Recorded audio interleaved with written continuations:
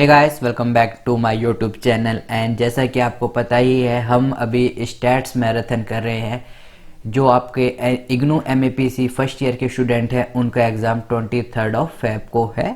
सो उसके रिगार्डिंग ये आपकी वीडियो चल रही है, इस टॉपिक के रिगार्डिंग, राइट। तो अभी तक अगर हम देखें तो हमने कैंडल टाउ कर लिया है, हमने स्पेयरमैन कर चुके हैं, हम टी टेस्ट कर चुके हैं, हम काई स्क्वायर और मैन विटनी कर चुके हैं। दैट मीन ये हम 5 टॉपिक कर चुके हैं। और ये सारे के सारे कितने मार्क्स कैरी करते हैं? 6 मार्क्स। दैट मीन कोई भी इनमें से क्वेश्चन आएगा, सब 6 मार्क्स के अंदर अंदर आएंगे, राइट।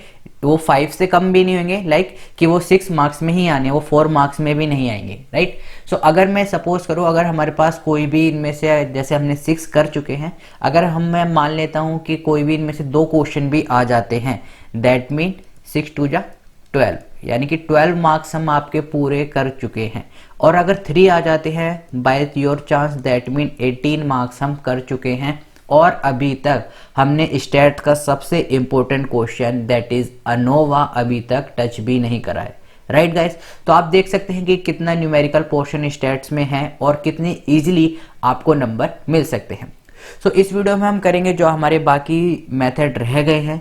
सो अगर आप हमारे चैनल पर नए आए हैं तो सब्सक्राइब कर लें और बेल आइकन को जरूर दबाएं, ताकि फ्यूचर में आने वाली वीडियोस आपको सबसे जल्दी और आसानी से मिल सके। So let's get started. तो ये हम आपके 5 टॉपिक कर चुके हैं, 6 मार्क्स कैरी ईच कर रहे हैं। नाउ नेक्स्ट हमारा जो मेथड होगा, या फिर आप कह सकते हैं टॉपिक, वो आपका होगा सबसे important topic, that is ANOVA. Guys, ये एक ऐसा न्यूमेरिकल है कि जो कि आपका 8 मार्क्स कैरी करता है अकेला, और 99% चांस है इस क्वेश्चन के आने के, राइट। जैसे सरसों के साग और मक्की की रोटी, ऐसी स्टैट्स और अनोवा। अगर स्टैट्स का पेपर हो रहा है इग्नू एमएपीसी, तो अनोवा कंपलसरी आना ही आना है, राइट। सो अनोवा देखते हैं कि कैसे हम स्टार्ट करते हैं, कैसे से सॉल्व करते हैं, कहाँ कहाँ मिस्टेक होने के चांसेस हैं। नाउ आपको डाटा गिवन रहता होता है, राइट। सो डाटा मैं यहां पर लिख लेता हूं। सपोज करो मैं रैंडमली डाटा लिख ले रहा हूं यहां पर, दैट इज 3 ग्रुप हम मान लेते हैं, x1 x2 and x3। Data मैं रैंडमली चूज कर लेता हूं। सपोज मैं मान लेता हूं इसमें है 1 2 3 4, राइट। और इसमें मैं मान लेता हूं 1 2 3 4 एंड 5। और इसमें मैं मान लेता हूं 1 2 3। गाइज, अगर आप देख रहे होंगे, मैंने n1 that is number of term in your first data, कितनी टर्म है यहां पर? 4 टर्म है। n2 that is number of term in your second data, यहां पर हमारी कितनी टर्म है? 5 टर्म है। n3 that is number of term in your third data, 3 है। तो गाइज, आप देख रहे होंगे यहां पर मैंने n1 n2 और n3 डिफरेंट लिया है। अभी तक जो भी आपके न्यूमेरिकल आपने करे होंगे या आपने देखे होंगे, उसमें हमेशा n1 is to n2 is to n3 दिया होगा, राइट। नाउ हमने इस पे कुछ एक्सपेरिमेंट करा है, ये तो आप लॉजिकली कर ही लेंगे और आपको वीडियोस भी मिल जाएंगी प्लेलिस्ट में। मैं आपको दिखाना चाहता हूं कि जरूरी नहीं है कि n1 is to n2 is to n3 ही आए तो ही आप कर सकते हैं। अगर n1 सपोज करो n2 के बराबर नहीं है और n2 n3 के बराबर भी नहीं है, या कोई भी कंडीशन आ रही है, दैट मीन जो हमारा अनोवा है वो n पे डिपेंड नहीं कर रहा है। उसका प्रोसीजर क्या रहेगा? प्रोसीजर उसका सेम ही रहेगा। तो देखते हैं इस वाले क्वेश्चन में, जिसमें हमारा क्या है, n1 n2 n3 डिफरेंट है, राइट। सबसे पहले वही जो हमारा पहला स्टेप होता है, डेट इज x1 का स्क्वायर, डेट इज 1 का स्क्वायर 1, 2 का स्क्वायर 4, 3 का स्क्वायर 9 एंड 4 का square 16। Same x2 square, that is 1 का square 1, 2 4 3 9 4 16 and 5 25। Last x3 square, 1 का स्क्वायर 1, 2 का स्क्वायर 4 एंड 3 का स्क्वायर 9। यहाँ तक तो आपको पता ही होगा। इसके बाद हमें क्या करना होता है? इन सब का समेशन कर लेना है। तो जब आप इसे ऐड करोगे x1 को, तो आपके पास वैल्यू आ जाएगी यहाँ पर 10। इसे ऐड करोगे तो आपके पास वैल्यू आ जाएगी 30। x2 को ऐड करोगे, समेशन ऑफ x2 की वैल्यू आ जाएगी हमारे पास 15। समेशन ऑफ x2 स्क्वायर की वैल्यू हमारे पास आ जाएगी 55। Same goes for x3। Summation of x3 आ जाएगा आपके पास 6 and summation of x3 square that is 14, right. ये आपकी बेसिक टर्म होती है, यहां तक आपको इजीली कर लेना है। नाउ पहला स्टेप हमारा, सबसे पहला स्टेप क्या होता है, that is finding of the correction term. Guys अगर आपको नहीं पता है करेक्शन टर्म क्या होती है तो मैंने आपको बता रखा है, राइट। सो आप पुरानी वीडियोस में जाके देख सकते हैं, लेकिन अनोवा में आपसे कोई करेक्शन टर्म का डेफिनेशन नहीं पूछेगा। फिर भी अगर आपको नॉलेज के लिए चाहिए तो मैंने अपनी पुरानी वीडियोस में आपको बता रखा है कि करेक्शन टर्म क्या होती है, राइट। तो सबसे फर्स्ट स्टेप हमारा क्या होता है, करेक्शन टर्म। यहां पर मैं पूरा नहीं लिखूंगा, करेक्शन टर्म को रिप्रेजेंट करते हैं CX से, राइट। नाउ करेक्शन टर्म निकालने का फॉर्मूला क्या होता है, करेक्शन टर्म निकालने का फॉर्मूला हमारे पास होता है summation of x square, summation of x whole square divided by n, right. Now guys एक छोटी सी चीज याद रखना, n और n में बहुत फर्क होता है। n is total number of term, n is small n जो आपका होता है वो होता है कि जो उस डाटा में पर्टिकुलर जो आपकी टर्म्स है। लाइक अगर मैं बात करूं यहां पर n की, तो अभी मैं आपको दिखाता हूं। सो ये हमने क्या लिखा है, जर्नल, ये हमारा क्या है, general, right. Summation of x का whole square divided by n। Now अगर आप देखेंगे गाइस ऊपर वाले ग्रुप में x हमारे पे कितने में डिवाइड है, 3 पार्ट्स में डिवाइड है, x1 x2 x3, right. 3 parts में डिवाइड हो रखा है, that is summation of x1 summation of x2 plus summation of x3, इन सब का क्या करना है, होल स्क्वायर करना है। नाउ अगर मैं कैपिटल N की बात करता हूं, मैंने आपको बताया था capital N means total number of term. जो आपका कैपिटल N होगा इस क्वेश्चन में वो होगा n1 n2 plus n3, right. So n, capital N और स्मॉल n में बहुत फर्क होता है, रिप्रेजेंट करते हुए, लिखते हुए। इन बातों का छोटी छोटी बातें हैं लेकिन फिर भी ध्यान रखें। सो n होगा आपका यहां पर n1 plus n2 plus n3। Now कुछ नहीं करना है, सिर्फ आपको इसकी वैल्यू पुट करनी है, that is summation of x1 की वैल्यू कितनी है आपके पास 10 plus summation of x2 15 summation of x3 6 whole square divided by n1 आपका कितना है, n1 है 4, n2 है 5 और n3 है 3, that is 4 plus 5 plus 3, right. So ये आपके पास जब आप इसको सॉल्व करोगे तो हो जाएगा 961 डिवाइडेड बाय 12, और जब आप इसको डिवाइड करोगे तो आपके पास वैल्यू आ जाएगी करेक्शन टर्म की 80.08।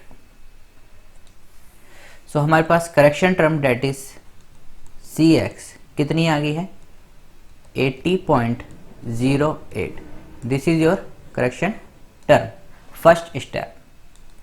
सेकेंड स्टेप आपका क्या होता है, यहाँ पर सेकेंड स्टेप आपका होता है SST, that is SST। SS stand for sum of square and T stand for total, right. मैंने आपको पुरानी वीडियोस में बता रखा है, यहाँ पर हम सिर्फ फॉर्मूला एज ए रिवीजन कर रहे हैं, इसलिए अगर फिर भी आपको कोई प्रॉब्लम है तो आप पुरानी वीडियोस में जाके जरूर देख लीजिएगा। SST इनकी फुल फॉर्म जरूर लिखनी है guys, that is sum of square of total, right. And SST का आपका फॉर्मूला होता है summation of x square minus CX, right. So summation of x square, इसे ओपन करेंगे, ये जर्नल है आपका, डेट इज इसे ओपन करेंगे। x कितने पार्ट में डिवाइड है, 3 पार्ट में डिवाइड है, that is x1 square plus summation of x2 square plus summation of x3 square minus correction term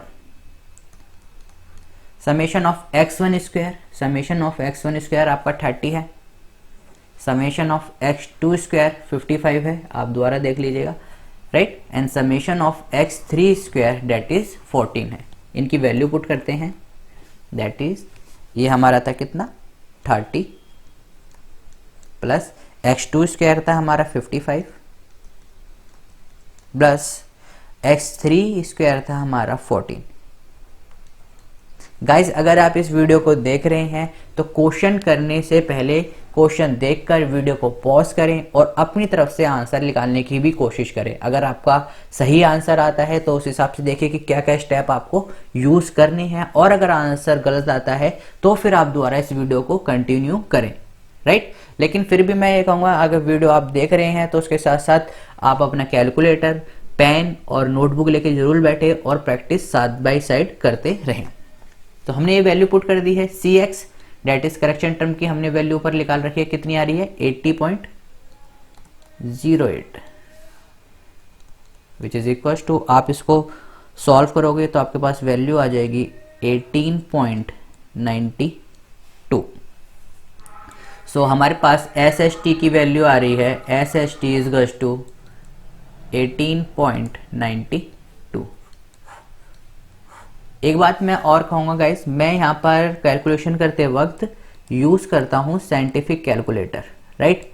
there may be some time कि आपकी वैल्यू मेरे से डिफर आए, लेकिन डिफरेंस ज़्यादा नहीं होगा। अगर मेरी 18.92 आ रही है तो आपकी 18.8 के समथिंग आनी चाहिए या फिर 9 के समथिंग आनी चाहिए, लेकिन जो आपकी कैलकुलेशन में डिफर होगा वो बहुत ही माइन्यूट होगा, राइट। क्योंकि मैं साइंटिफिक कैलकुलेटर करता हूं तो उसमें थोड़ी आपकी और एक्यूरेटली आ जाती है। आप अगर नॉर्मल कैलकुलेटर यूज कर रहे हैं तो हल्का सा सिग्निफिकेंस डिफरेंस हो सकता है, राइट, लेकिन लार्ज डिफरेंस एक्सेप्टेबल नहीं होगा। Step 3 that is S S A. Now S S क्या बोलता है हमारा, sum of square. A stand for among the group, यहां पर क्या था, T stand for total, A stand for among the group.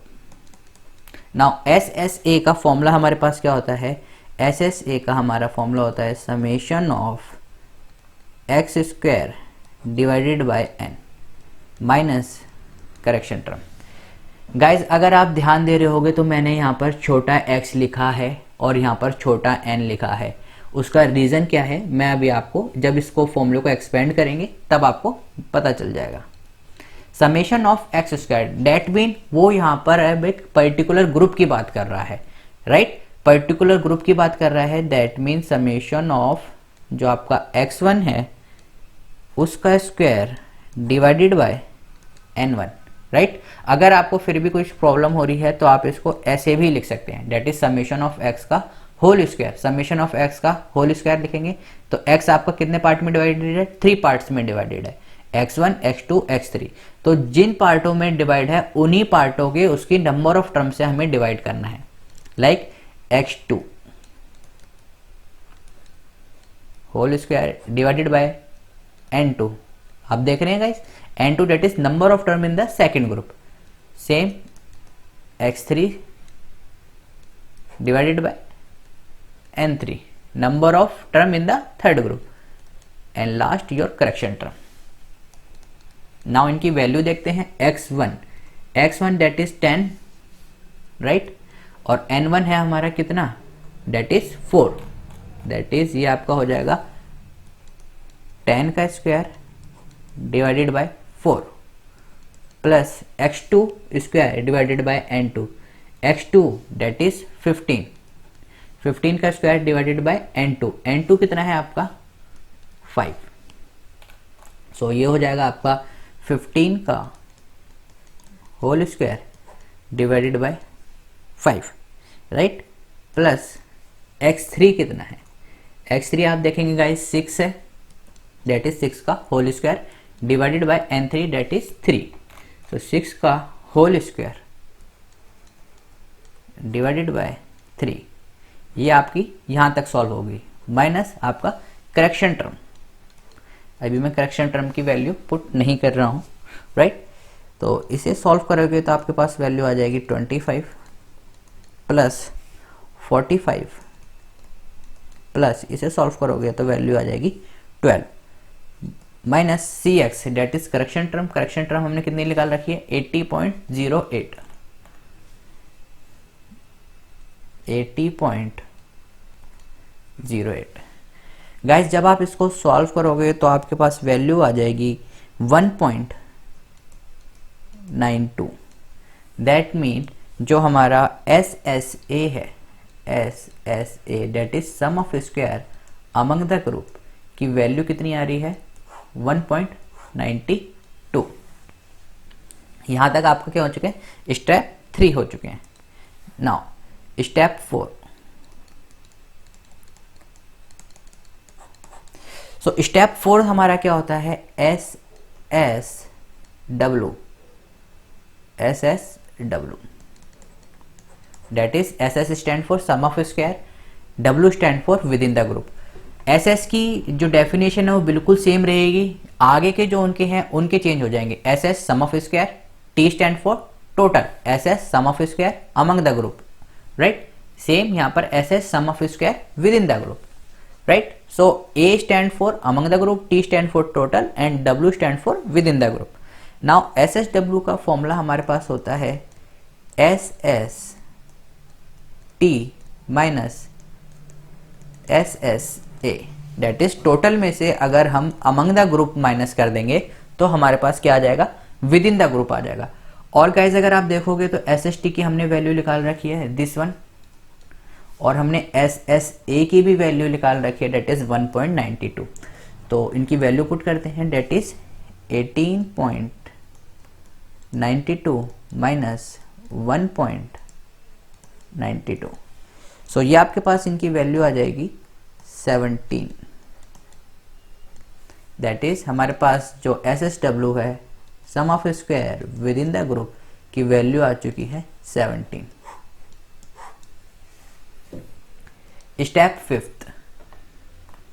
Step 5 क्या होता है, स्टेप 5 हमारा होता है, step 5 that is M of S S ए।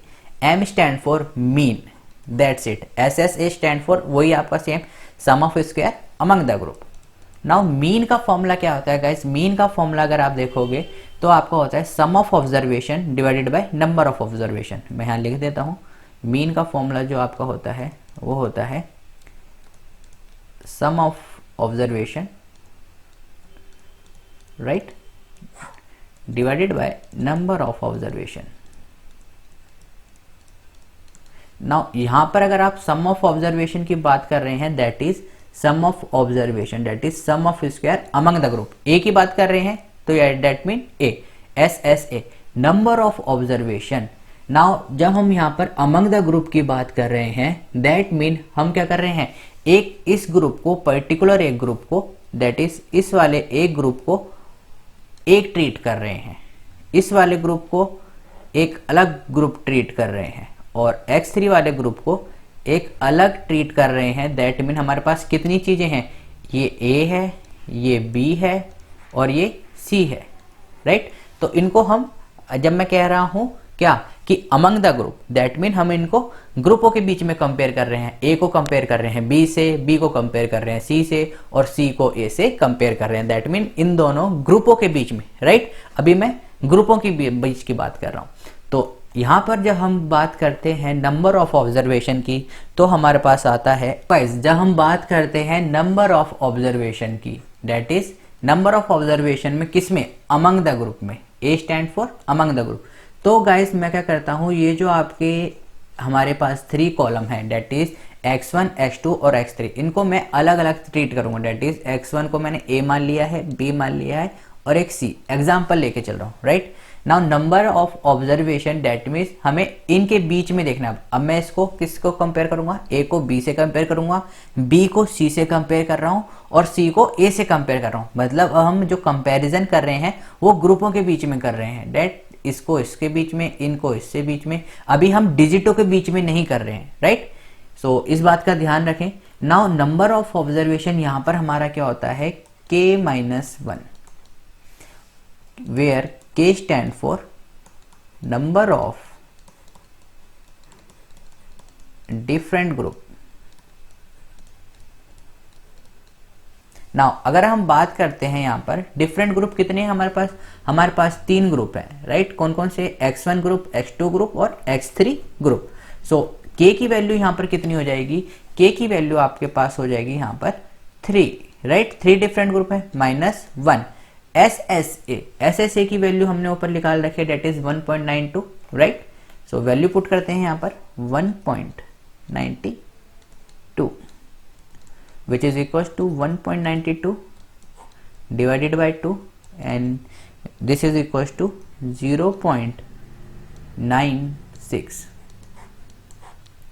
सो हमारे पास S S A that is mean of sum of square among the group की value आ चुकी है 0.96।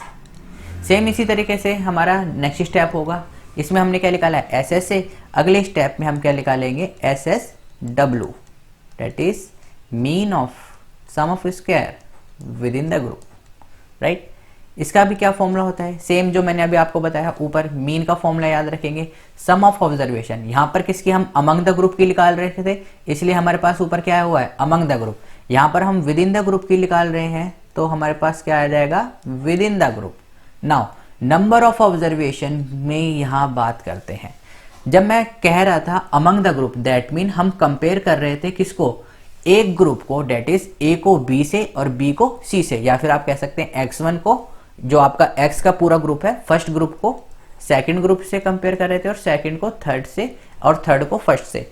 लेकिन जब मैं बात करता हूं विद इन द ग्रुप की तब मैं इन डिजिटों को आपस में कंपेयर कर रहा हूं, डेट इज 1 का इफेक्ट क्या पड़ रहा है 2 पर, 2 का इफेक्ट क्या पड़ रहा है 3 पर और इस 2 का इफेक्ट इस 3 पर क्या पड़ रहा है, राइट। तो डेट मीन जो होल डाटा है, होल डाटा पर इस 2 का इफेक्ट इस डाटा पे क्या पड़ रहा है, इस 1 का इफेक्ट इस 3 पे क्या पड़ रहा है, दैट मीन होल डाटा की जब हमने इसे क्या कर दिया है कंबाइन कर दिया है, राइट। तो एक का इफेक्ट दूसरे पे देख रहे हैं हम अब पूरे होल डाटा में। सो यहां पर नंबर ऑफ ऑब्जर्वेशन क्या हो जाएगी, यहां पर आपके नंबर ऑफ ऑब्जर्वेशन होता है n माइनस के। गाइस ध्यान से देखना, n मैंने यहां पर कैपिटल लिया है, वेयर मैं यहां लिख देता हूं n stand for always total number of terms, और k मैंने अभी आपको ऊपर लिख ही रखा है that is number of different group, different group. So total number of term हमारे पास कितनी है, अभी हमने काउंट करा था that is n1 plus n2 plus n3 that is 4 plus 5 plus 3 which is equal to 12। So n की value हमारे पास थी 12 minus k, k is number of different group, how many different group are there, 3 different group x1 x2 और x3, right. Now SSW, SSW क्या है हमारा, SSW हमारा है 17, राइट। सो 17 यहां लिख लेते हैं, ये हो जाएगा आपका 17 डिवाइडेड बाय 12 में से 3 गए 9, राइट।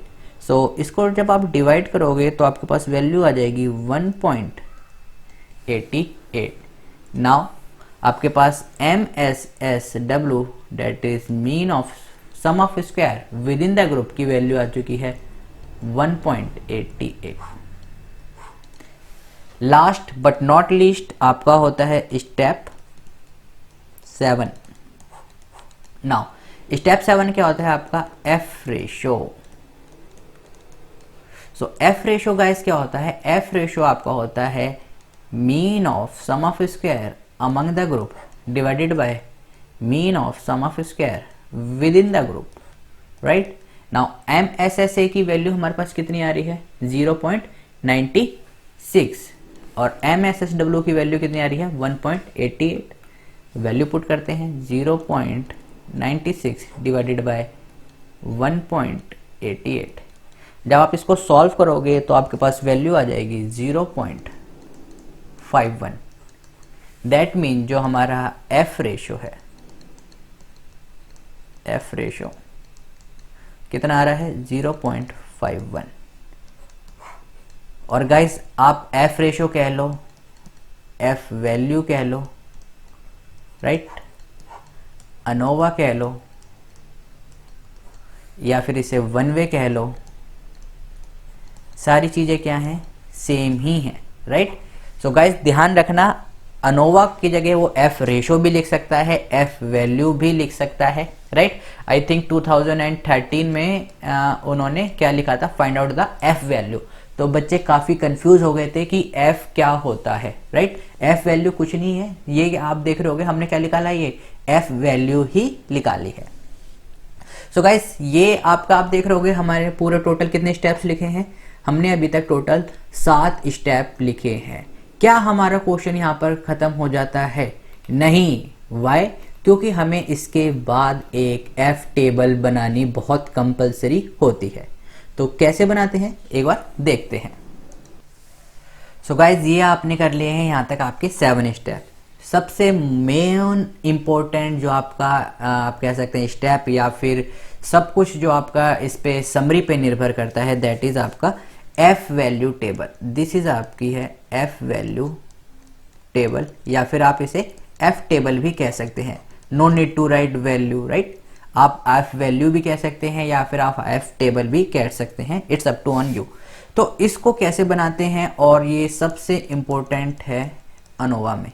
आपने क्वेश्चन करा है, ठीक है, लेकिन ये आपका सबसे इंपॉर्टेंट है। इसमें आप क्या लिखते हैं? सबसे पहले आप लिखते हैं यहाँ पर सोर्स ऑफ वेरिएंस। उसके बाद आप लिखते हैं among the group,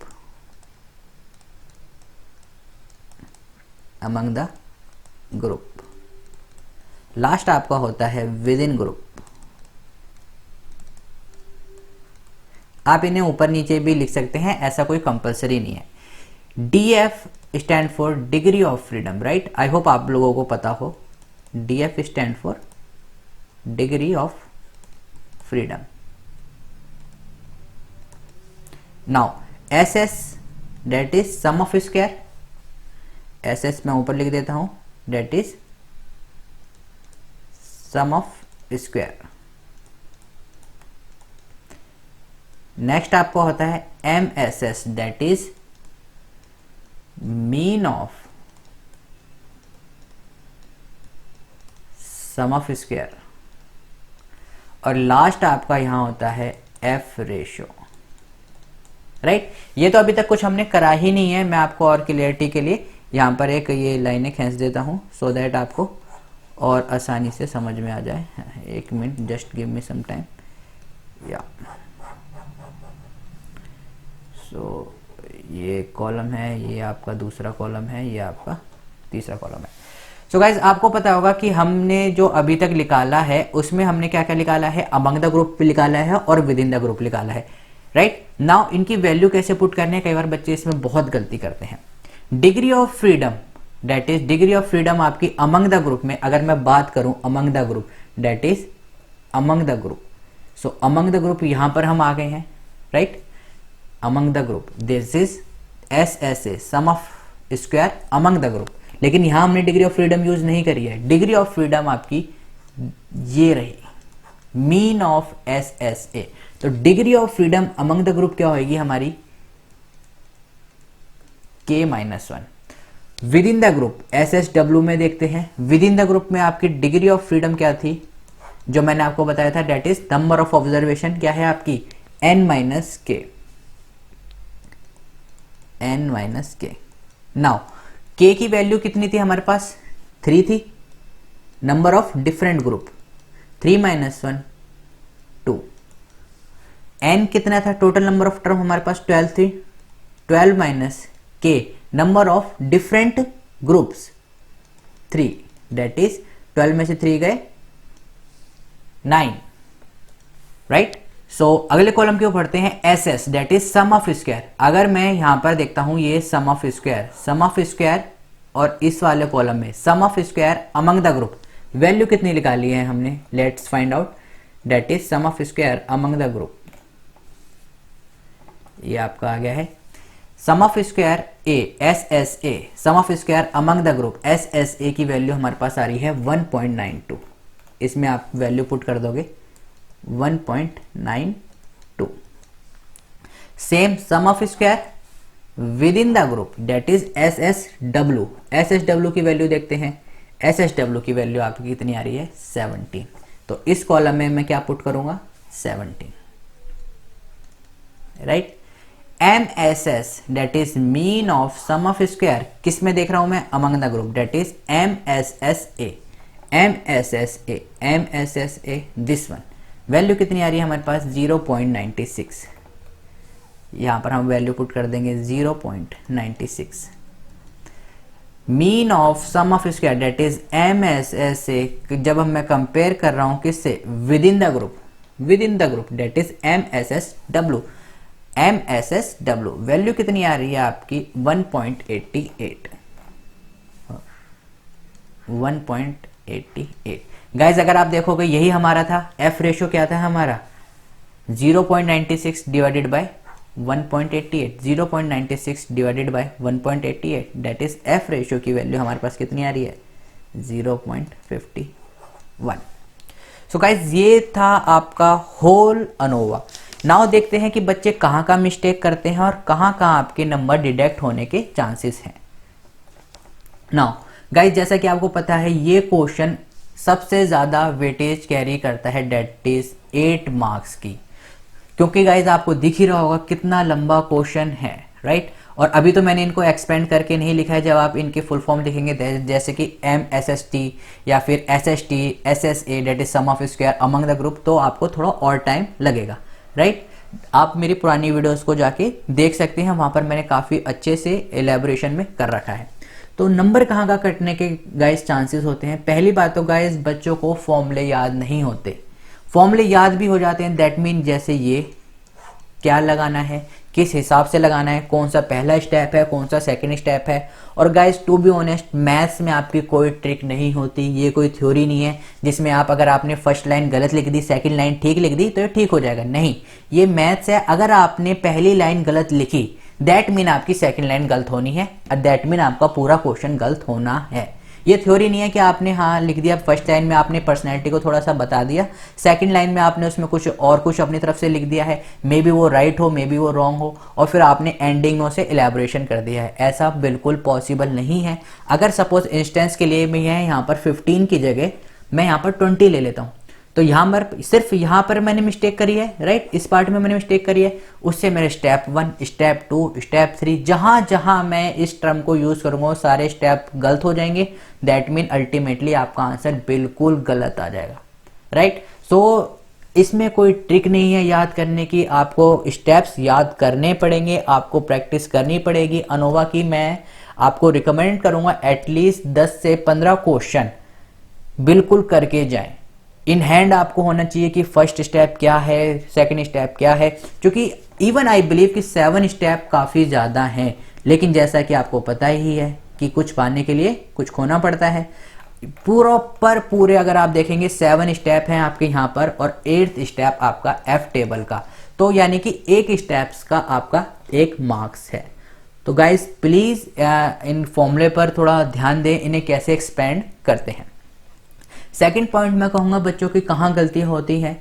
second point बच्चों की गलती होती है इस पोर्शन में, राइट। गाइस हमेशा याद रखें कि ए स्क्वायर और ए का होल स्क्वायर दोनों में बहुत फर्क है, राइट। अगर मैं अपने क्वेश्चन की बात करूं तो आप देख रहे होंगे, अगर मैं x1 स्क्वायर की बात करता हूं तो 30 है, लेकिन अगर मैं x1 स्क्वायर की बात करता हूं तो ये 30 है, राइट।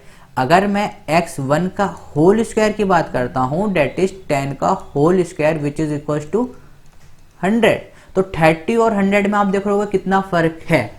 इसलिए यहां पर इसे एक्सपेंड करते वक्त गाइस बहुत ही केयरफुली याद रखना कि ये x का होल स्क्वायर है, ना कि x स्क्वायर। बच्चे यहां पर बहुत गलती करते हैं, राइट, इन क्वेश्चनों में कि कहां पर बच्चे को x स्क्वायर लेना है और कहां x का होल स्क्वायर लेना है। आपने यहां गलती करी, आपका पूरा आंसर गलत आ जाएगा, राइट। सो पहली थिंग आपका फॉर्मूला, सेकंड थिंग इसको ध्यान रखना है कि आपका x स्क्वायर और x का होल स्क्वायर में बहुत बड़ा फर्क है, राइट। तीसरी चीज जो कि मैं स्लाइटली कहूंगा बच्चे भूल जाते हैं यहाँ पर, इनकी डिग्री ऑफ फ्रीडम। इसलिए मैंने आपको समझाया है, जब हम among the group, A stand for among the group, जब आप ग्रुपों की बात करते हो तो आप क्या लोगे, एक पर्टिकुलर ग्रुप को ले लोगे। ये आपका एक ग्रुप है, ये आपका एक ग्रुप है, ये आपका एक ग्रुप है। हमारे पास कितने ग्रुप हो गए, 3 ग्रुप हो गए अमंग द ग्रुप। जब मैं बिटवीन द ग्रुप की बात करता हूं डेट मीन्स मैं इसका इफेक्ट इस पे देख रहा हूं, इसका इफेक्ट इस पे देख रहा हूं, इसका इफेक्ट इस पे देख रहा हूं। डेट मीन्स कि हम ग्रुपों के अब अंदर की बात कर रहे हैं, अब हमने उनको क्या कर लिया है, कंबाइन कर लिया है। पहले हम उन्हें सेपरेट ट्रीट कर रहे थे, अब क्या है, हम ग्रुपों के अंदर की बात कर रहे हैं। इसलिए गाइस डिग्री ऑफ फ्रीडम का बहुत ध्यान रखना। अमंग द ग्रुप, ग्रुपों के बीच की बात नहीं हो रही है, ग्रुपों के अलग अलग की बात हो रही है, राइट। लेकिन जब मैं बात करता हूं विद इन द ग्रुप, जैसा कि आपको नाम से ही पता चल रहा है विद इन, मतलब अब मैं ग्रुपों की अंदर की बात कर रहा हूं।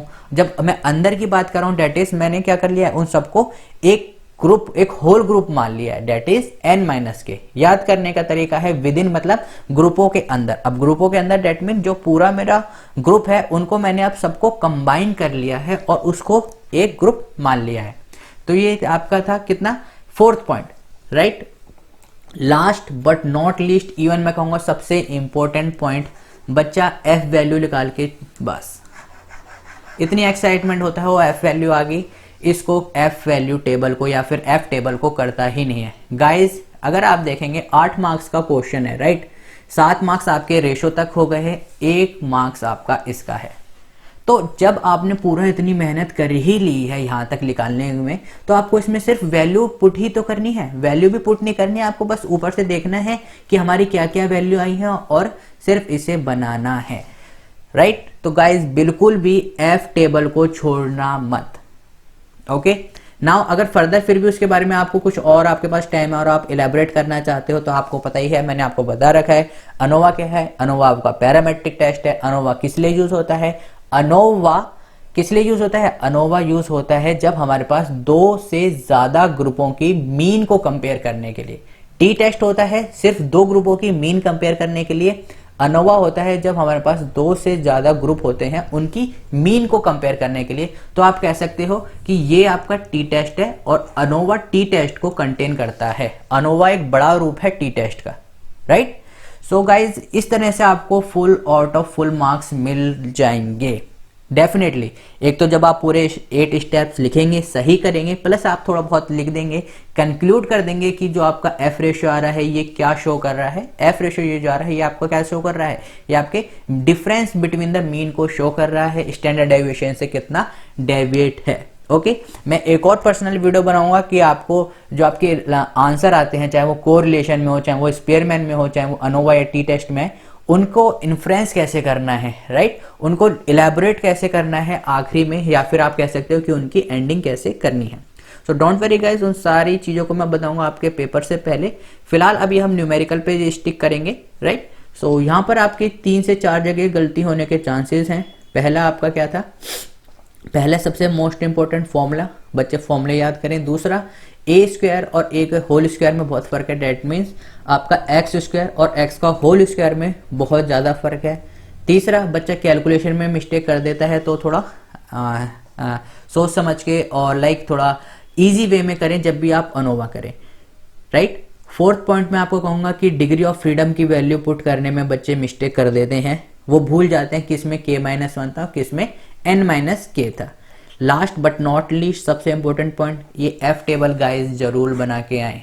This table is most important, क्योंकि गाइस अगर आप इग्नू की बात करें, किसी के पास इतना टाइम नहीं होता है एक एक स्टेप्स को देखने का या फिर एक एक बच्चे की कॉपी देखने का।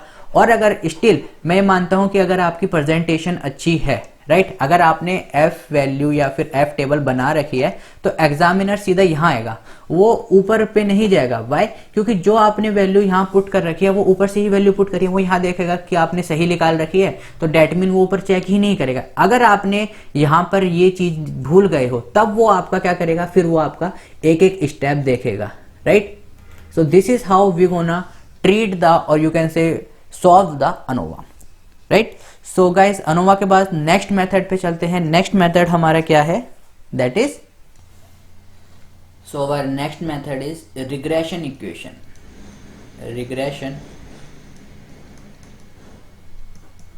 इक्वेशन। नाउ गाइस ये क्वेश्चन पहले बहुत पूछा जाता था, इवन ये क्वेश्चन 2013 में 10 मार्क्स में भी आ रखा है, लेकिन उसके बाद इसकी वेटेज घट गई। और अगर अब आप बात करें 2016 के बाद, तो बहुत ही रेयरली चांसेस होते हैं इसके पूछे जाने के, but that does not mean कि ये पूछा नहीं जाएगा, राइट। 6 मार्क्स की ये वेटेज कैरी करता है, तो बी केयरफुल विद दैट। और बहुत ही सिंपल सा क्वेश्चन है, सो जस्ट गो थ्रू करते हैं, लेकिन फिर भी इसकी भी 1-2 बार प्रैक्टिस जरूर कर लेना, बहुत सिंपल क्वेश्चन है। तो गाइस मैं सोच रहा था कि रिग्रेशन से पहले मैं एक बार आपको एक और ट्रिक इसमें, अगर जो मैंने जिस हिसाब से कराया था, आपके अनोवा में, तो वो मैं आपके साथ शेयर करना चाहूँगा कि गाइज आप देखोगे कि आपको क्या है कि करेक्शन टर्म पहले निकालनी है और उसके बाद टोटल, राइट। नाउ बच्चा क्या करता है, बच्चा कंफ्यूज हो जाता है किस चीज़ में, कि वो सबसे पहले एस एस ए निकाले या एस एस डब्ल्यू निकाले। मैंने अपनी पुरानी वीडियोज में बता रखा है कि अगर गाइज आप देखोगे तो आपका ए पहले आता है अल्फ़ाबेटिकल में, फिर आपका क्या आता है डब्ल्यू, राइट। आपका ए पहले आता है, फिर आपका क्या आता है डब्ल्यू आता है। दैट मीन ए पहले आ रहा है तो हम सबसे पहले क्या निकालेंगे एस एस ए, और डब्ल्यू बाद में आ रहा है मतलब हम बाद में क्या निकालेंगे एस एस डब्ल्यू। सो इस तरह से मैंने मेमोराइज करा था, आई होप आप भी इस तरह से मेमोराइज करें कि उससे क्या होगा कि आपको याद भी रहेगा हमने एस एस ए पहले निकाला है और एस एस डब्ल्यू बाद में निकालना है। सेम एस एस ए हम पहले निकाल रहे हैं तो फिर मीन ऑफ एस एस ए भी हम क्या निकालेंगे पहले निकालेंगे और एस एस डब्ल्यू बाद में निकालेंगे। सो इस तरह से भी आप मेमोराइज कर सकते हैं, या फिर आपकी कोई ट्रिक है तो आप हमें नीचे कमेंट करके बता सकते हैं कि इसका एक और तरीका है सर ऐसे मेमोराइज करने का, तो फिर इससे क्या होगा कि सभी को थोड़ी और ज़्यादा आसानी रहेगी, राइट। सो अगर आपके पास भी कोई ट्रिक है तो आप हमें कमेंट करके बताएं, और वीडियो कैसे लग रहा है गाइज वो भी जरूर बताएं हमें, कि ताकि हम आपको और किसी एक पर्टिकुलर टॉपिक पर या जिस पर भी आपको डिफ़िकल्टी महसूस हो उसके ऊपर हम ब्रीफ वीडियो या फिर इलेबोरेट वीडियो बना के हेल्प कर सकें एक दूसरे की, राइट। सो रिग्रेशन इक्वेशन की हम बात करते हैं। बहुत इंपॉर्टेंट क्वेश्चन नहीं है, स्टिल पहले बहुत इंपॉर्टेंट था अराउंड 2000, जैसे मैंने बताया 2013 में 10 मार्क्स में भी ये क्वेश्चन पूछा जा चुका है, राइट। सो देखते हैं इस क्वेश्चन को भी, और बहुत ही सिंपल क्वेश्चन है, लेट्स सी। हम यहाँ पर डाटा लिख लेते हैं। डाटा आपको सेम दे रखा होगा x और y, राइट। इसको मैं ले लेता हूँ 1 2 3 4 5, और इसे हम ले लेते हैं 1 3 7 10 एंड 9, राइट। ये आपका हमें डाटा गिवन हो रखा होता है और आपको लिख रखा होता है find out the regression equation. बहुत ही सिंपल क्वेश्चन है, आपको कुछ नहीं करना है, आपको x का स्क्वायर निकाल लेना है। x का स्क्वायर निकाल रहे हैं दैट मीन हमें y का स्क्वायर भी निकालना पड़ेगा, एंड लास्ट स्टेप आपको x y दैट इज दोनों को मल्टीप्लाई करना पड़ेगा, दैट्स इट। सो 1 का स्क्वायर 1, 2 का स्क्वायर 4, 3 का स्क्वायर 9, 4 का स्क्वायर 16, 5 का स्क्वायर 25, y 1 का स्क्वायर 1, 3 का स्क्वायर 9, 7 का स्क्वायर 49, 10 का स्क्वायर 100, दिस इज 9, राइट। 10 का स्क्वायर 100, 9 का square 81, X Y 1 multiply by 1 1, 2 3 जा 6, 3 इंटू में 7 21, 4 इंटू में 10 दैट इज 40, 5 इंटू में 9 5 9 जा 45। नाउ आप कहेंगे सर इसमें तो ये तो कुछ है ही नहीं, क्या कैच है इस क्वेश्चन में, 6 मार्क्स में इन्होंने इतना इजी कैसे पूछ रखा है। गाइज इस क्वेश्चन में सबसे बड़ा कैच है वो आपको अब दिखेगा। हमें क्या निकालना है, हमें रिग्रेशन इक्वेशन निकालनी है, राइट। सो रिग्रेशन इक्वेशन की आपकी जो फॉर्म होती है वो मैं यहाँ पर लिख देता हूँ। रिग्रेशन इक्वेशन आपका होता है y is equals to alpha plus beta x.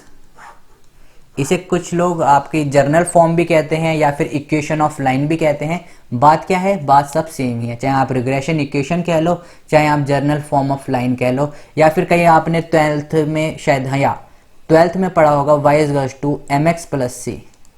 Same ये वही चीज़ है आपकी, राइट। यहाँ पर जो अल्फा है हमारा वो एज ए कॉन्स्टेंट की तरह काम कर रहा है, बीटा जो है वो हमारा क्या है स्लोप की तरह काम कर रहा है, जो कि आपके 12th में आपने पढ़ा होगा। फिर भी आपने नहीं पढ़ा है तो फॉरगेट इट, आपको सिर्फ किसको याद रखना है, आपको इस पोर्शन को याद रखना है, y is equals to alpha plus beta X, right. Now अगर हमारे पास अल्फा की वैल्यू आ जाए और हमारे पास बीटा की वैल्यू आ जाए दैट मीन हमारे पास रिग्रेशन इक्वेशन आ गई, राइट। अल्फा निकालने का आपके पास फॉर्मूला होता है that is summation of y into में summation of x square minus summation of x multiply by summation of x y whole divided by n time of summation of x square minus summation of x का whole square. This is the catch. आप देख रहे होंगे guys कितना जो आप कह सकते हो हार्ड फॉर्मूला तो नहीं है, लेकिन रिमेंबर करने में आपको बहुत ज़्यादा इसको प्रॉब्लम हो सकती है अगर आपने पहली बार देखा है तो, right. This is alpha and same इसी तरीके से आपका बीटा निकालने का भी फॉर्मूला होता है। बीटा निकालने का हमारे पास फॉर्मूला होता है beta is equals to N time of summation of x Y minus summation of x multiply by summation of y whole divided by n time of summation of x square minus summation of x का whole square. तो guys अगर आप इसमें देखेंगे कि जो आपका denominator है वो आपका बिल्कुल सेम है, राइट। अगर डिनोमिनेटर की बात करें तो डिनोमिनेटर सेम है, आपको अबव ऊपर की जो वैल्यू है दैट इज न्यूमरेटर वो आपकी डिफर है, राइट। सो इस क्वेश्चन का सबसे बड़ा कैच क्या है, आपका अल्फा और बीटा का फॉर्मूला याद रखना। अगर आपको अल्फा बीटा का फॉर्मूला याद है तो दैट्स इज क्वेश्चन हो ही गया, राइट। सो अल्फा की वैल्यू निकालते हैं आप। Alpha is equal to summation of Y. अगर हम समेशन ऑफ वाई की बात करें, यहाँ पर हमने समेशन नहीं निकाला है, इनका समेशन कर लेते हैं। That is summation of x. जब आप इसको काउंट करोगे तो आपके पास वैल्यू आ जाएगी 15। समेशन ऑफ y की बात करेंगे दैट इज 1 + 3 1 + 7, तो ये आ जाएगा आपका 30। समेशन ऑफ एक्स स्क्वायर की बात करेंगे ये आपके पास आ जाएगा 55। समेशन ऑफ वाई स्क्वायर की बात करेंगे तो आपके पास आ जाएगा 240 and summation of x Y that is 113, right. So value put करते हैं। Summation of Y that is आपका 30, right, that is 30 and summation of x square that is your 55। आप लोग ऊपर भी देख लीजिएगा, summation of x square that is 55 minus summation of x is 15, summation of xy that is 113 whole divided by n that is number of term. अगर आप guys n की बात करोगे यहाँ पर how many terms are there are total 5 terms, whether in x और whether in y। यहाँ पर मैं नंबर ऑफ टर्म की बात कर रहा हूँ, टोटल नंबर ऑफ टर्म की बात नहीं कर रहा गाइज। हमेशा ध्यान रखिए जब हम कैपिटल N लिखते हैं that is total number of term. जब मैं स्मॉल n लिखता हूँ तो ये होता है कि आपकी पर्टिकुलर नंबर ऑफ टर्म एक डाटा में या फिर आप एक ग्रुप की बात कर सकते हैं। तो n x में भी 5 है और y में भी 5 है, राइट। सो n की वैल्यू हमारी कितनी है 5। Summation of x square that is 55 minus summation of x का होल स्क्वायर दैट इज 15 का होल स्क्वायर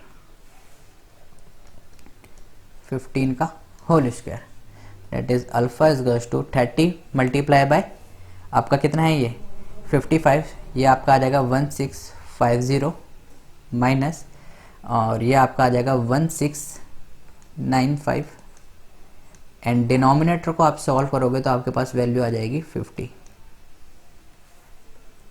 डिनोमिनेटर में आपकी वैल्यू आ जाएगी 50, right. Now alpha is equals to, इसमें से इसको माइनस करोगे आपके पास आ जाएगा -45 divided by 50 which is equals to -9/10 and alpha की आपके पास वैल्यू आ जाएगी -0.9। तो हमारे पास वैल्यू ऑफ अल्फा की आ गई है 0.9। सेम इसी तरीके से हम बीटा निकाल लेंगे। सिर्फ कुछ नहीं करना है, आपको वैल्यू पुट करनी है जो आपने ऊपर निकाल रखी हो, राइट। सो n की वैल्यू हमारे पास है 5।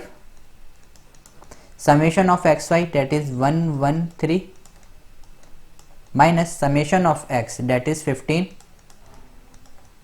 Summation of y that is 30 divided by, ये आपका डिनोमिनेटर सेम ही है तो मैं डायरेक्ट यहाँ पर कितना लिख देता हूँ 50 लिख देता हूँ, क्योंकि हमने यहाँ पर ये सॉल्व करके निकाल ही रखा है, राइट। डिनोमिनेटर को गाइस बार बार कैलकुलेट मत करना अगर ये क्वेश्चन में है, बिकॉज टाइम वेस्ट होगा। आपको स्मार्ट वर्क करना है, हार्ड वर्क नहीं करना। डिनोमिनेटर सेम है तो जब आपने यहाँ पर कैलकुलेट कर चुके हो तो यहाँ पर डायरेक्ट आप वैल्यू पुट करें b इज टू, जब आप इसे सॉल्व करेंगे तो आपके पास वैल्यू कितनी आ जाएगी, that is 565 minus 450 divided by 50 which is equal to 115 divided by 50। So जब आप इसे सॉल्व करोगे तो बीटा की वैल्यू आपके पास आ जाएगी 2.3। दैट मीन जो हमारे पास बीटा की वैल्यू आई है वो कितनी आई है, 2.3। नाउ गाइज मैंने आपको बताया था कि रिग्रेशन इक्वेशन में आपको क्या निकालना है, सिर्फ अल्फा और बीटा। आपके पास अल्फा की भी वैल्यू आ गई है, आपके पास बीटा की भी वैल्यू आ गई है। नाउ हमारे पास जनरल फॉर्म ऑफ लाइन क्या थी या फिर regression equation, y is to alpha plus beta X. So y is to alpha की वैल्यू आपके पास कितनी आई है, -0.9 प्लस बीटा की वैल्यू कितनी आई है, 2.3। इसके साथ हम क्या लिख देंगे, x। इसे आप ऐसे लिख सकते हो या फिर आपको लग रहा है कि माइनस पहले ना लगे तो आप लिख सकते हो 2.3x माइनस 0.9। ये आपकी क्या है, रिग्रेशन इक्वेशन। सो गाइस देख रहे होंगे इस क्वेश्चन में, ये 6 मार्क्स का क्वेश्चन है, कुछ कैरी नहीं करता है, सिर्फ और सिर्फ आपका फॉर्मूला आपको याद होना चाहिए। नाउ देखते हैं कि इसमें कहाँ का मिस्टेक होने के चांसेस हैं।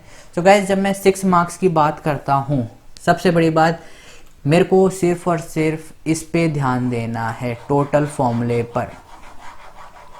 बाय हुक और बाय क्रुक मेरे को ये फॉर्मूला याद होना चाहिए।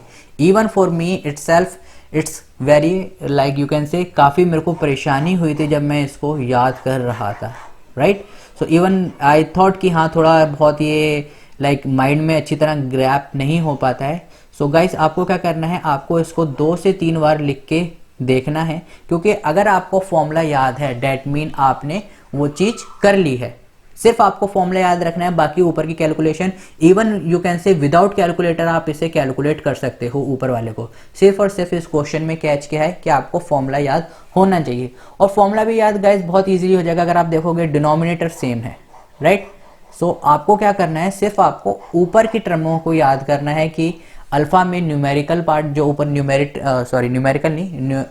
पार्ट है वो क्या है, और बीटा का जो न्यूमेरेटर पार्ट है वो क्या है। बाकी ये आपकी जनरल फॉर्म होती है, आई थिंक इसमें भी कोई डिफिकल्टी नहीं आनी चाहिए। सो मेन आपका क्या है, मेन आपका सिर्फ इसमें है फॉर्मूला।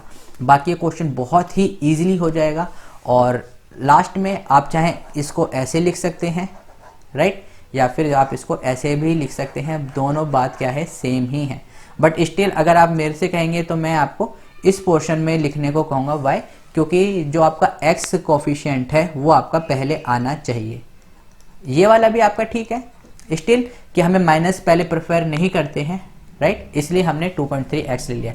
तो दोनों फॉर्म आपकी ठीक है, इसमें मार्क्स डिडक्ट होने के कोई चांसेस नहीं है, राइट। नाउ बात करते हैं, तो मार्क्स इसमें अगर ये 6 मार्क्स का है तो आई थिंक इसमें आपको 4 to 5 मार्क्स आराम से मिल जाएंगे।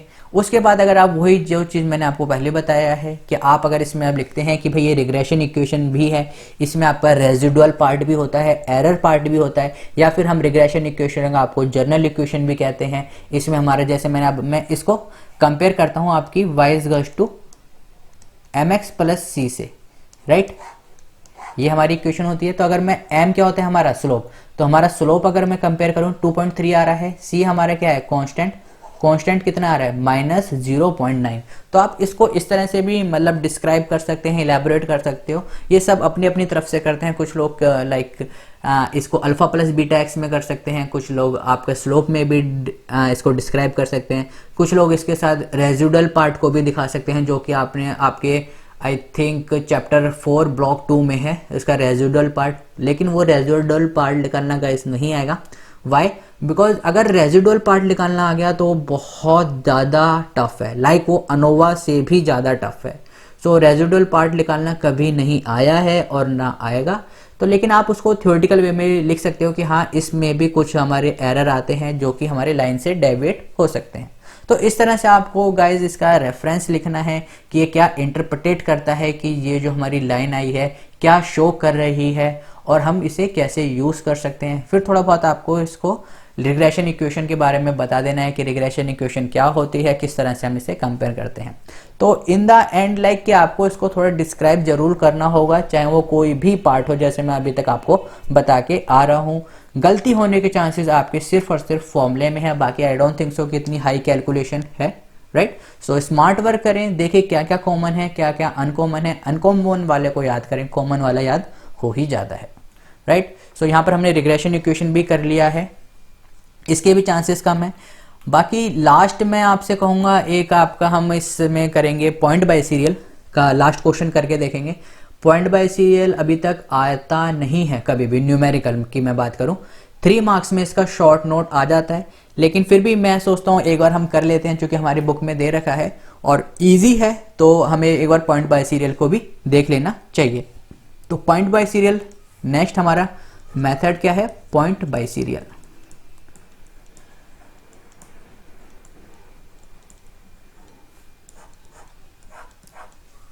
सो अभी तक इसका न्यूमेरिकल नहीं आया है, फिर भी for the sake of knowledge अगर आपको कुछ नहीं आता है तो भी आप एक बार क्या है कि अगर थ्योरेटिकल में भी अगर आपको लिखना है और आपको न्यूमेरिकल पता है तो समथिंग इज बेटर देन, लेकिन आप उसमें भी लिख सकते हैं।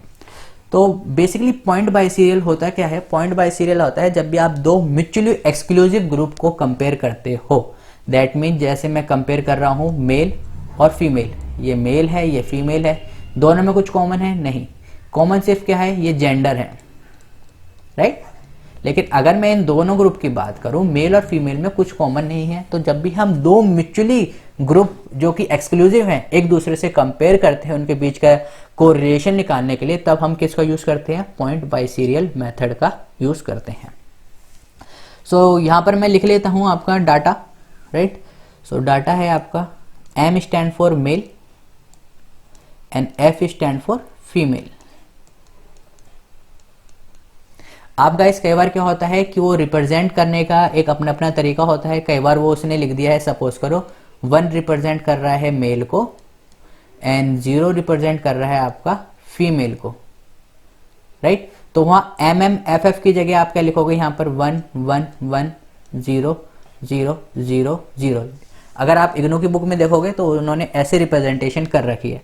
तो बात वही है, रिप्रेजेंटेशन का अलग अलग मेथड होता है। आपने 1 को मेल कर दिया है, 0 को फीमेल, तो चाहे आप इसको ऐसे लिखो चाहे आप इसको ऐसे लिखो, जस्ट ए नोटेशन है वो, राइट। डाटा हम यहाँ लिख लेते हैं, x इज टू है आपका 12 8 7 22 18 16 और एक और ले लेते हैं हम ये भी 22, राइट। नाउ हमें क्या निकालना है, हमें इस पे निकालना है पॉइंट बाय सीरियल कोरिलेशन। सबसे पहले आपको कुछ नहीं करना है, इन सब का समेशन कर लो। नाउ समेशन करोगे आप 12 + 8 + 7 एंड सो ऑन, आपके पास वैल्यू आ जाएगी 105, राइट। समेशन ऑफ x आपका कितना आ रहा है, 105। x bar that is mean, mean क्या होता है हमने आपको बता रखा है, that is sum of observation divided by number of observation, right. Now sum of observation आपकी कितनी है, 105। Number of observation, how many terms are in the data, तो अगर मैं डाटा की बात करूं तो n हमारे पास कितना है, कितनी वैल्यू है हमारे पास, 7 वैल्यू है, राइट। 1 2 3 4 5 6 7, राइट, या सो 7 आपका यहाँ आ गया। इसको अगर हम डिवाइड करेंगे तो 7 1 जा 7 एंड 7 5 जा 35, राइट। सो हमें क्या निकाल लेना है, x बार निकाल लेना है। अब x बार निकाला है, that mean x minus x bar हमें करना पड़ेगा। So 12 minus 15 minus 3, 8 minus 15 minus 7, 7 minus 15 minus 8, right. 12 minus 15 7, 18 minus 15 3, 16 minus 15 1, 22 minus 15 that is 7। ये आपका हो गया x minus x bar. Last इसमें हमें निकालना है, that is x minus x bar का होल स्क्वायर दैट इज -3 का स्क्वायर 9, -7 का स्क्वायर 49। ऐसे आप सबका स्क्वायर कर देंगे। मैं यहाँ लिख रहा हूँ, आप लोग देखते रहिए और अपने अगर नोटबुक पे कर रहे हैं तो सॉल्व भी साथ साथ करते चलिए। राइट नाउ समेशन ऑफ, इसका समेशन कर लेंगे हम, summation of x minus x bar का स्क्वायर। सो गाइस जब आप समेशन करेंगे तो आपके पास वैल्यू आ जाएगी 230। राइट नाउ यहाँ पर आपकी सारी कैलकुलेशन खत्म हो जाती है। हमें क्या निकालना है, हमें निकालना है पॉइंट बाय सीरियल। और पॉइंट बाय सीरियल का आपके पास फॉर्मूला क्या होता है, पॉइंट बाय सीरियल का हमारे पास फॉर्मूला होता है RPB। PB stand for point biserial which is equal to x bar P minus x bar Q divided by S multiply by probability of Q and probability of this is P, probability of P dot probability of Q। Right now अब आप कह रहे होंगे कि sir ये क्या लिख दिया, ये तो हमें अभी तक कुछ समझ नहीं आया और हमने अभी तक देखा भी नहीं है। तो देखते चलिए, अभी आपको हम बताते हैं। यहाँ पर इसने डिनोट कर रखा है P स्टैंड फॉर आपका मेल के लिए। राइट सो मेल की हम क्या निकालेंगे, XP। P स्टैंड में यहाँ पर लिख देता हूँ, P स्टैंड आपका किसके लिए कर रहा है, P स्टैंड आपका कर रहा है मेल के लिए, और Q स्टैंड जो आपका फॉर्मूला है उन्होंने किसके लिए कर रखा है, फीमेल के लिए। राइट आप इसे 01 भी लिख सकते हैं, कुछ ऐसा सिर्फ नोटेशन है। राइट आपको मेन समझ में आना चाहिए, नोटेशन है। आप इसको जगह यहाँ पर M भी लिख सकते हैं, XP की जगह आप M भी लिख सकते हैं और Q की जगह F भी लिख सकते हैं, just a notation. Right so हमें क्या चाहिए यहाँ पर, मेल। राइट अगर मैं X बार P कैसे निकालूंगा, दैट इज मेल की टर्म्स को मैं ऐड कर लूंगा। Males, this portion is our males, that is 12 plus 8 plus 7। Mean कैसे निकालते हैं, आपके पास ऊपर फॉर्मूला ही है, sum of observation divided by number of observation. कितनी टर्म है हमारे पास, 3 टर्म्स है। ये आपका आ जाएगा 27 राइट डिवाइडेड बाय 3 और ये आपका आ जाएगा 9।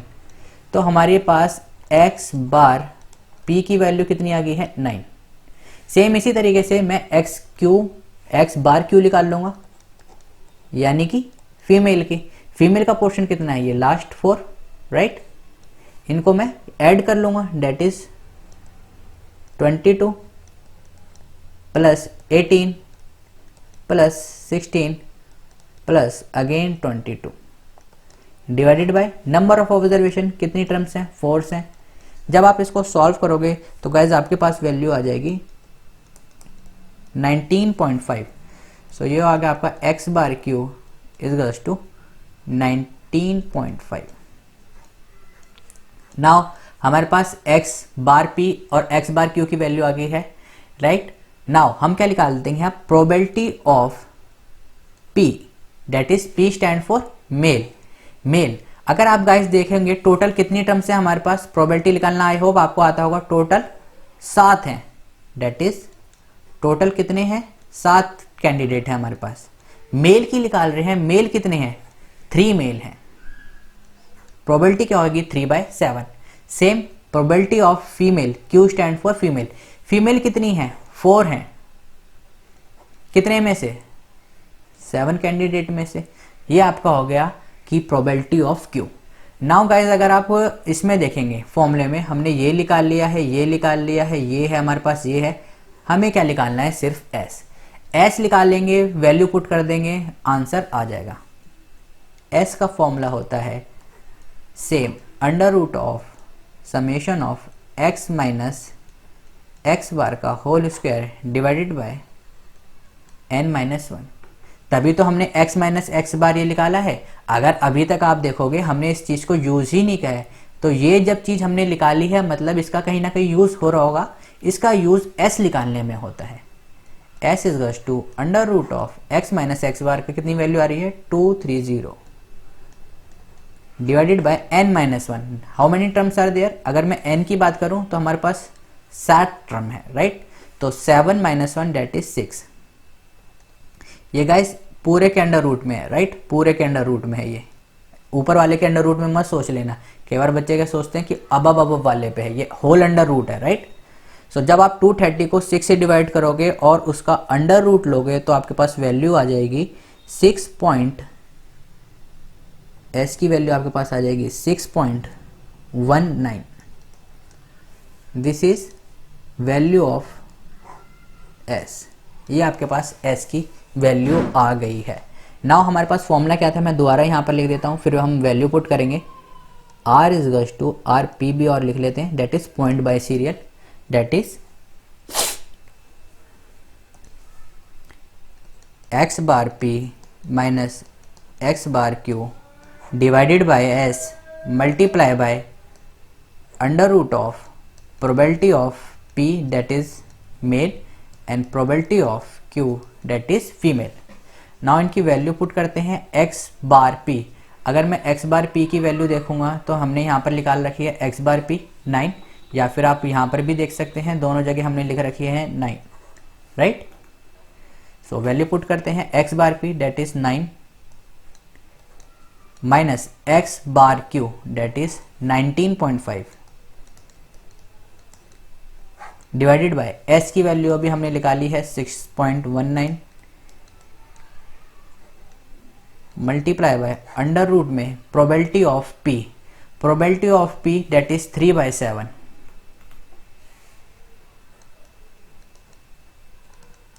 Probability of q that is 4/7।